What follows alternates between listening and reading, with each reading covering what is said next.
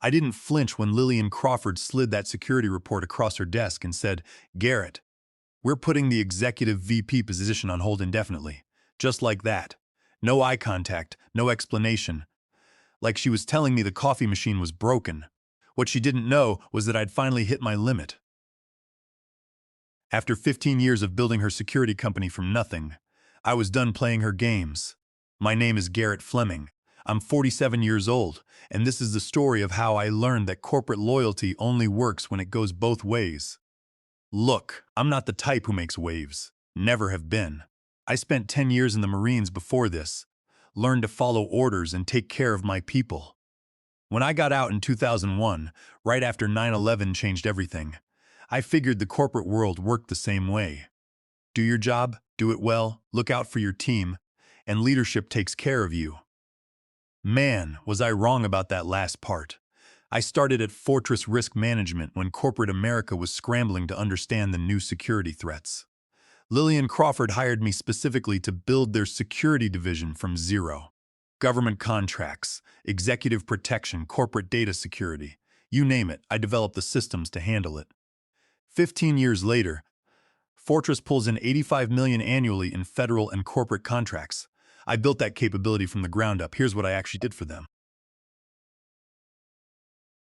In 2019, when that Chinese hacking group tried to break into their client database, my threat detection systems caught the breach attempt 3 days before it would have activated. Saved them about $8 million in damages and federal penalties. When Hurricane Harvey hit Houston, I coordinated emergency security for 3 Fortune 500 companies, keeping their operations running while competitors went dark for weeks. I know every federal security contractor from DC to Dallas. I know which background check companies deliver solid intel and which ones cut corners. When there's a real threat at 3 in the morning, nobody calls Lillian Crawford. They call me, and I handle it. The thing is, Lillian always showed up for the victory lap. She'd walk into client meetings after I'd already solved all the problems, shake hands with agency directors, and act like she personally designed our security systems. Meanwhile, I'm the one pulling 16-hour shifts and missing my kids' school events to keep her contracts running smooth. Speaking of my kids, that's what made this whole situation critical. My daughter Brooke just got diagnosed with severe spinal problems requiring surgery. The procedure costs $180,000, and our insurance company denied coverage, calling it experimental treatment. My son Hunter's back from his second deployment in Syria with shrapnel damage to his left leg. The VA's been shuffling his case around for 8 months while he can barely walk. My wife Carol's consulting business took a major hit during the recession, and we're looking at refinancing our house just to stay current on bills. I'm 47 years old. This executive VP promotion wasn't about my ego anymore. It was about securing my family's financial future. For the past 4 years, Lillian kept telling me the promotion was almost ready.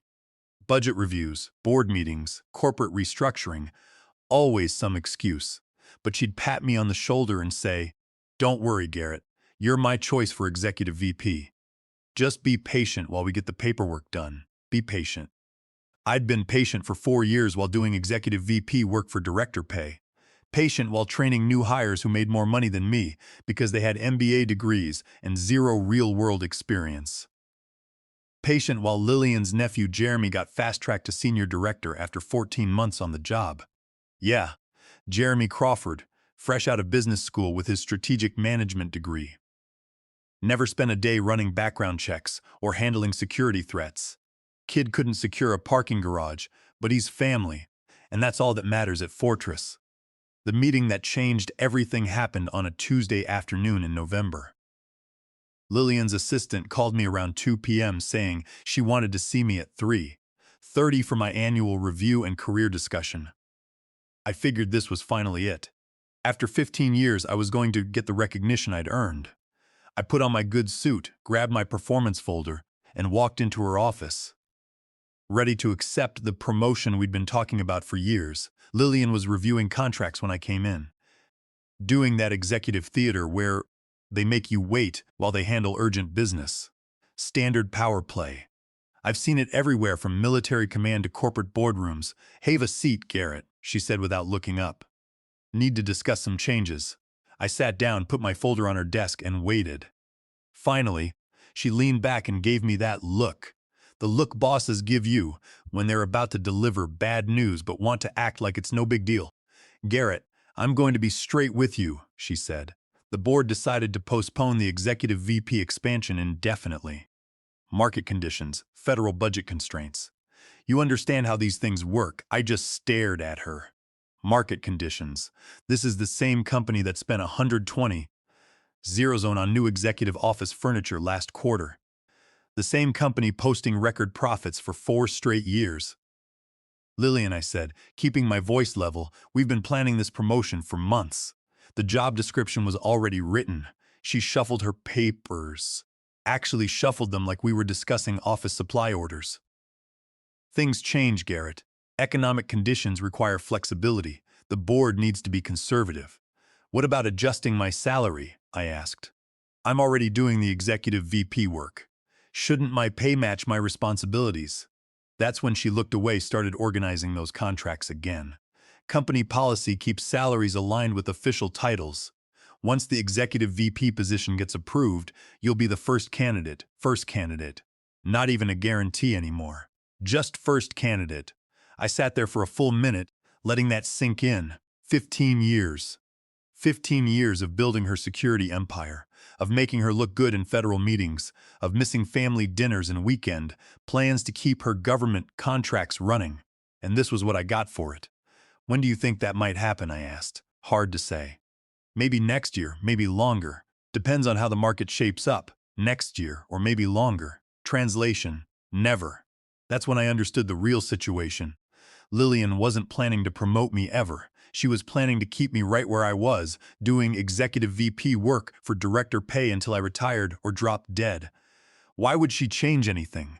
She had the perfect setup. All the results with none of the cost. I picked up my folder, stood up, and looked her in the eye. Thanks for letting me know, I said. My voice stayed calm, but something had changed inside me. Something permanent. Don't worry about it. Garrett, she said, already turning back to her contracts. You're valuable right where you are. Just keep doing what you're doing. Keep doing what you're doing. The same line every boss gives when they want to keep taking advantage of you. I walked out of that office and closed the door behind me. The hallway looked the same as always, but something felt different. Like I was seeing the place clearly for the first time in years. When I got back to my desk, I didn't open any project files. Instead, I opened my email and started looking through messages I'd been ignoring for months. Recruiters, headhunters, former colleagues who'd moved on to better jobs. Messages that all said pretty much the same thing. You're too good for Fortress. Come work somewhere that appreciates talent. I'd always deleted those emails before. Loyalty, you know. But sitting there staring at my computer screen, I started thinking maybe loyalty was supposed to work both ways. And Fortress had been going in the wrong direction for years. One email caught my attention right away. Subject line was simple: coffee and conversation from Wesley Porter, CEO of Pinnacle Security Group. I knew the name. Everyone in Dallas security knows Pinnacle. They started as a small protective services company, but in the last 5 years they'd grown into serious competition for the big players. Government contracts, major corporate accounts, even some of the homeland security work that used to go automatically to companies like Fortress. Word around town was that Porter ran things differently. Paid well, treated people right, actually listened to his security managers instead of just telling them what to do. I clicked on the email. Garrett, I've been watching your work at Fortress for years. Your threat response record and safety numbers are the best in the Southwest. If you're ever interested in talking about leadership opportunities, I'd love to buy you coffee. No pressure. Just curious about your thoughts on where the industry's heading. No pressure. But the thing was, it didn't feel like a sales pitch. Most recruiters send you these generic messages about exciting opportunities without even knowing what you do. This guy had done his homework. I stared at that email for about 10 minutes, then closed my laptop and went home. Carol was in the kitchen making dinner while the kids handled homework at the table. Normal Tuesday night routine. But I couldn't shake the feeling that everything was about to change. How was your meeting with Lillian? Carol asked without looking up from the stove. About what I expected, I said, which was true in a way. She gave me that look. 22 years of marriage and she can read me like a book. That bad, huh? Brooke looked up from her algebra homework. Dad, is everything okay? That's when it hit me.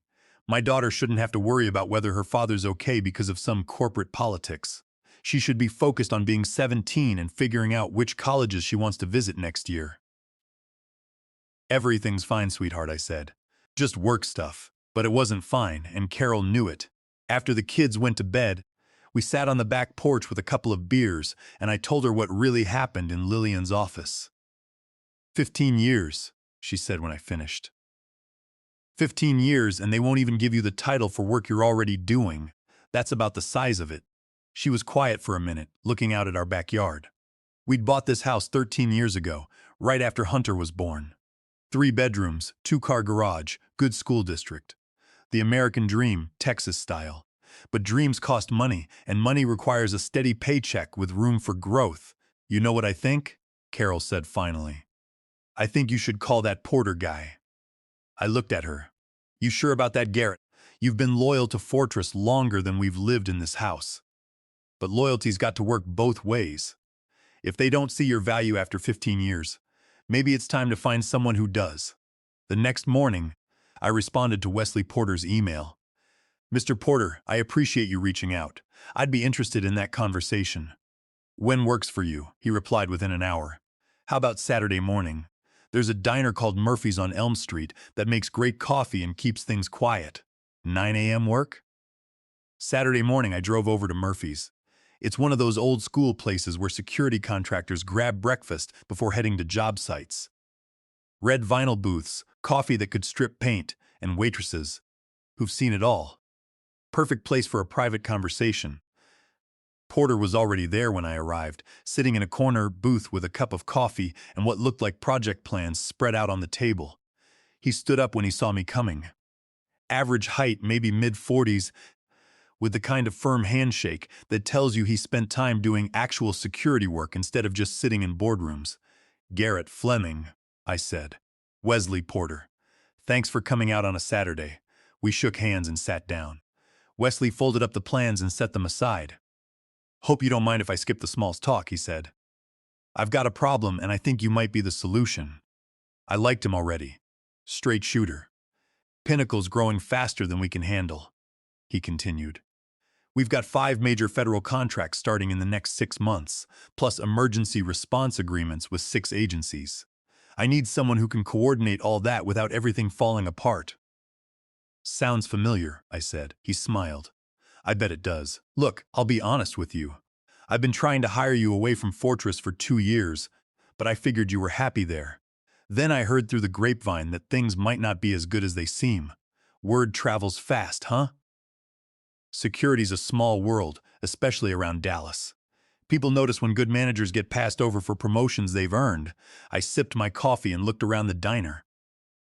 A couple of guys in work clothes were talking about a job site problem. Familiar conversation. Familiar world. What exactly are you offering? I asked. Wesley leaned forward. Executive VP of Regional Operations. Full authority over project coordination, team building, and client relationships. Starting salary is a 145. 0 plus performance bonuses that actually mean something. Health benefits for your whole family. And here's the best part, profit sharing. When Pinnacle does well, you do well. I nearly choked on my coffee. 145,000 was almost 50, Rusin more than I was making at Fortress. And profit sharing. Lillian Crawford wouldn't share a sandwich, let alone company profits. There's more, Wesley said. I know you've got kids heading to college soon. Pinnacle has an education assistance program. We'll cover up to $15,000 per year in tuition costs for employees' children. Now he really had my attention. Brooke's surgery was going to cost us nearly $180,000 between the procedure and recovery. Hunter's college fund was solid, but not solid enough for 4 years at a good university. Why me? I asked. You could hire someone younger, cheaper, because I don't want someone younger and cheap, Wesley said. I want someone who knows what he's doing, someone who can handle a crisis at 3 a.m. without needing hand-holding. Someone whose team actually respects him instead of just following orders because he's the boss. He pulled out a single sheet of paper and slid it across the table. "This is our safety record for the past 3 years," he said. "We're good, but we could be better. Your teams at Fortress have the best safety numbers in Texas. That's not luck, that's leadership." I looked at the numbers. Pinnacle was definitely solid, but Wesley was right. They could improve, and I knew I could help them get there. "What's the timeline on this?" I asked. "I'd like to have someone in place within 2 weeks," Wesley said. "But for the right person, I'm flexible." He stood up and left a 20 on the table for coffee that probably cost $6. "Think about it over the weekend. Call me Monday if you're interested. If not, no hard feelings," and this conversation never happened. I drove home thinking about Carol's words. Loyalty's got to work both ways. That night, I sat in my home office looking at our family budget spreadsheet. Brooke's surgery costs, Hunter's upcoming college applications, the mortgage, Carol's business expenses. All the regular costs of a middle-class family trying to stay middle-class in an economy that kept making it harder. Then I thought about Lillian Crawford shuffling papers when she told me to keep doing what I was doing. The way she looked right through me like I was office furniture. I picked up my phone and dialed Wesley Porter's number. "Wesley, it's Garrett Fleming. If that offer's still good." "I'm interested. It's good," he said. "Welcome to Pinnacle Security." Monday morning, I walked into Fortress Risk Management with my resignation letter in my jacket pocket. 2 weeks' notice, professional and clean. No point burning bridges, even when those bridges were already falling down. I had a normal morning. Checked on the Harrison account security review, looked over protocol updates for the federal building contract, answered a few emails from field teams. Just another day at the office, except it was going to be my last normal day for a while. Around 10 a.m., I knocked on Lillian's door. "Come in," she called out. I walked in and sat down without waiting for an invitation. Lillian looked up from her computer screen, probably checking her stock portfolio or something equally important. "What's up, Garrett?" I pulled out the letter and placed it on her desk. "I'm submitting my resignation, Lillian." 2 weeks' notice, standard procedure. She stared at the letter like it was written in Chinese. Then she looked up at me with this confused expression, like I just told her the building was on fire. "Resignation? Garrett? What are you talking about?" "I'm taking a position with Pinnacle Security Group, Executive VP of Regional Operations. My last day here will be Friday, November 22nd. Now she was paying attention. Lillian picked up the letter and read it, her face getting redder with each line. Pinnacle Security. "They're our competition, Garrett. They're our direct rivals. They're the company that offered me what you wouldn't," I said. "Respect, proper pay, and a chance to actually lead instead of just take orders." "Garrett, let's not be hasty here," she said, putting on that fake concerned voice she used when clients threatened to leave. "If this is about the executive VP promotion, we can work something out.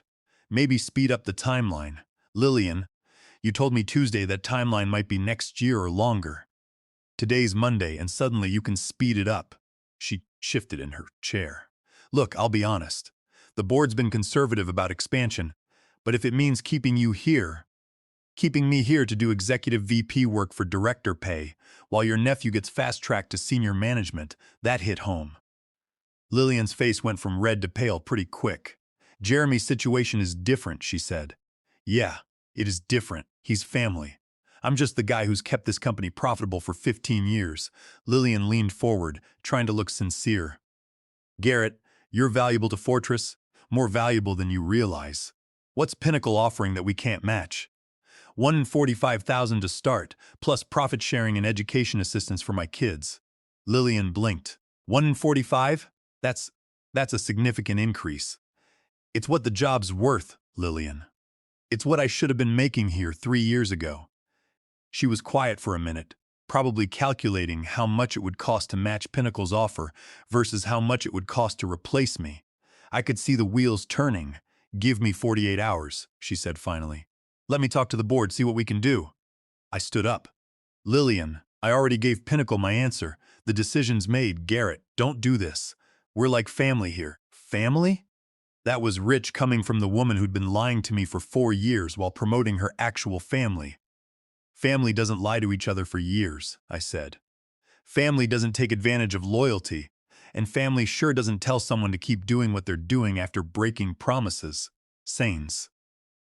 I walked toward the door, then turned back. Oh, and Lillian, you might want to start looking for replacements. I'm not the only one who's been unhappy around here.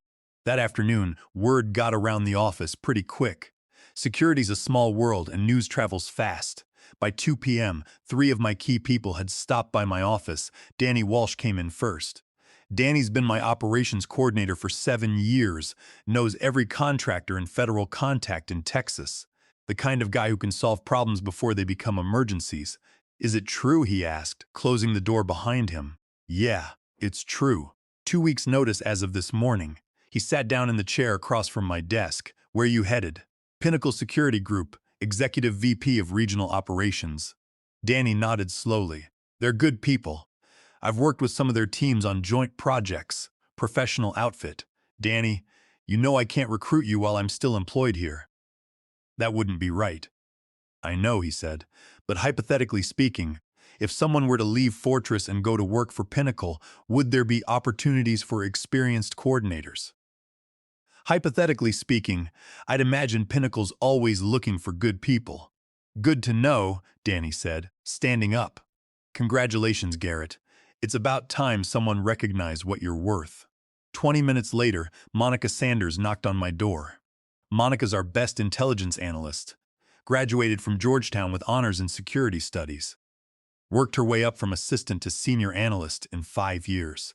Smart as hell and twice as hard-working. But Lillian and her crew never gave her the credit she deserved. So, you're really leaving? She asked. Friday's my last day. Can't say I blame you. I've been watching them pass you over for years while taking credit for your work. Monica sat down and looked around my office. You know, I've been thinking about making a change myself. This place doesn't seem to value analytical excellence the way it should. Where would you go? I asked, though I had a feeling I knew the answer. Well, if Pinnacle Security is hiring executive VPs, they probably need good analysts too. I'd imagine they do. I might give them a call this week. You know, just to see what opportunities are out there. Scott Barnes was the third visitor. Scott runs our safety and compliance programs, and he's the reason Fortress has the best safety record in North Texas. Former Army MP, careful about details, doesn't tolerate shortcuts that put people at risk. Heard the news, he said, settling into the chair. About time. Thanks. Scott, question for you. Pinnacle's safety record is solid but not excellent. They could use someone with experience upgrading their protocols. I'd agree with that. Think they'd be interested in hiring a compliance coordinator with 10 years of experience and a perfect inspection record? I think any smart company would be interested in that. Scott smiled. I'll keep that in mind. By Wednesday, rumors were flying around the office. Lillian was making the rounds, trying to do damage control, but you could see the panic in her eyes. She'd never had to run operations without me backing her up, and I think it was finally hitting her what that meant. Thursday morning, Danny Walsh walked into Lillian's office and submitted his resignation. 2 hours later, Monica Sanders did the same thing. By lunch, Scott Barnes had followed suit. 3 of my key people gone in one morning. Lillian called an emergency meeting with her senior staff, but the damage was already done. Word was getting out that the backbone of Fortress's operations was walking out the door. My phone started ringing around 2 p.m. Lillian, of course. Garrett, we need to talk. This is getting out of hand. What's getting out of hand, Lillian? You know damn well what I'm talking about. 3 more resignations today. All your people. They're not my people, Lillian. They're professionals who make their own decisions about where they want to work. This is sabotage, no. This is what happens when you treat good employees badly for years. They find places that treat them better. Garrett, please, can we meet? Can we work something out? I looked around my office, already half-packed. 15 years of work fitting into a few cardboard boxes. Lillian, I already worked something out with Pinnacle Security. My last day is Friday, just like I told you Monday. The board authorized me to offer you $135,000 plus benefits, executive VP title, effective immediately. That's a generous offer, I said, but I already accepted another position. Garrett. Lillian, you had 15 years to make that offer. You had 4 years after I started asking about promotion. You even had Tuesday afternoon when I was sitting right there in your office, ready to stay if you'd just treated me fairly. I hung up and went back to packing. Friday morning, I cleaned out my desk, said goodbye to the people who were staying, and walked out of Fortress Risk Management for the last time. In my rearview mirror, I could see the building getting smaller. But I wasn't looking back with regret. I was looking forward to Monday morning at Pinnacle Security. What I didn't know yet was that Lillian Crawford's troubles were just getting started. Monday morning at Pinnacle Security felt like stepping into a different world. Clean offices, updated equipment, and people who actually seemed happy to be there. Wesley Porter met me at the front desk with a cup of coffee and a genuine smile. "Welcome to Pinnacle, Garrett. Ready to get started?" My office was twice the size of what I'd had at Fortress, with windows that actually opened and a view of downtown Dallas. But the best part was the whiteboard on the wall, completely blank, waiting for me to start building something new. The first week was mostly meetings and getting familiar with Pinnacle's current projects. They had good systems, but I could see places where my experience would make a difference. Better coordination between teams, improved contractor relationships, more efficient scheduling, the kind of improvements that save time and money without cutting corners on safety.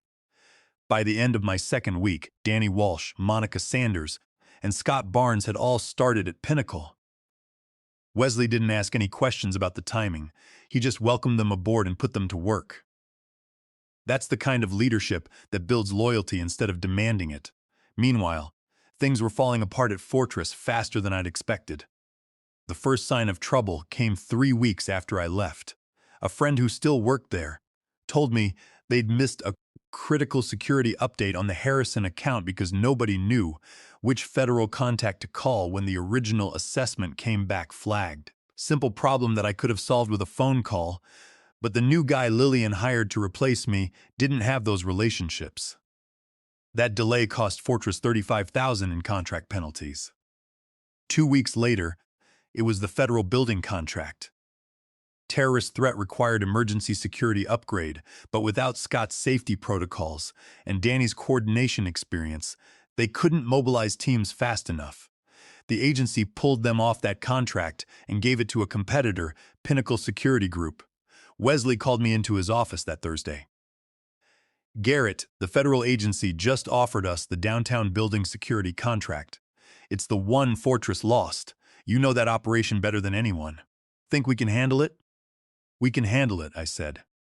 "Give me Monica for intelligence support and Scott to manage safety protocols.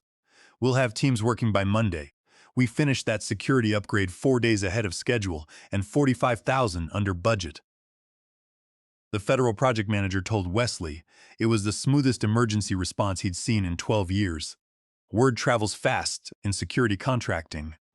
Within a month, Pinnacle had 4 new contracts from clients who'd gotten frustrated with Fortress's declining service. Each one was a project I'd worked on before. Clients who trusted me enough to follow me to a new company.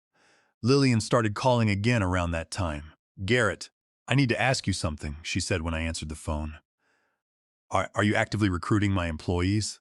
"Lillian, I'm not recruiting anybody, but if people call me asking about opportunities at Pinnacle, I'm not going to lie to them about what it's like to work here. 9 people have resigned in the past month. 9, all citing better opportunities as their reason.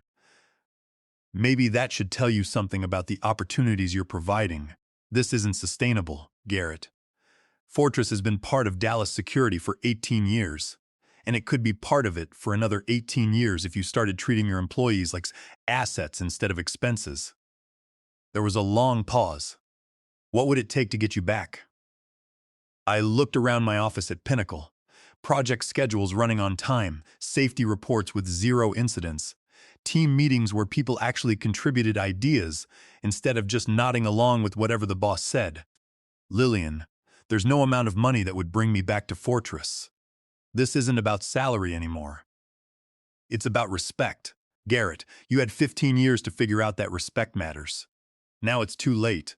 6 months after I started at Pinnacle, The industry magazine Southwest Security Today ran a feature story about our emergency response capabilities.